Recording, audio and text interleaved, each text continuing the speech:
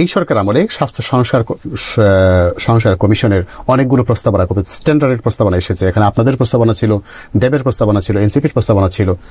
এই প্রস্তাবনা থেকে দুঃখজনকভাবে একটি প্রস্তাবও এই সরকার বাস্তবায়ন করতে পারেনি, বা আসলে তারা উদাসীনতার পরিচয় দিয়েছে। আমরা অভিযোগ করব সেটা। আপনি আসলে বিষয়টি কিভাবে দেখেন? এটা না হওয়ার পেছনে কি কারণ থাকতে পারে? এটার জন্য দেখুন, ওনারা আমাদের থেকে সময় নিয়েছে। ওনারা একটা হেলথ রিফরমেশন কমিশন করেছেন।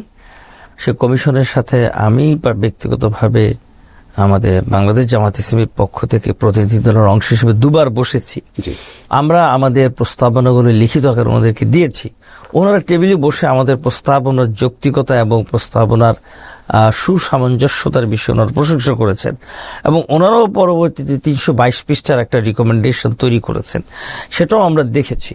কিন্তু এটা খুব রহস্যজনক যে ওনারা কেন এক্সিকিউশনে গেলেন না।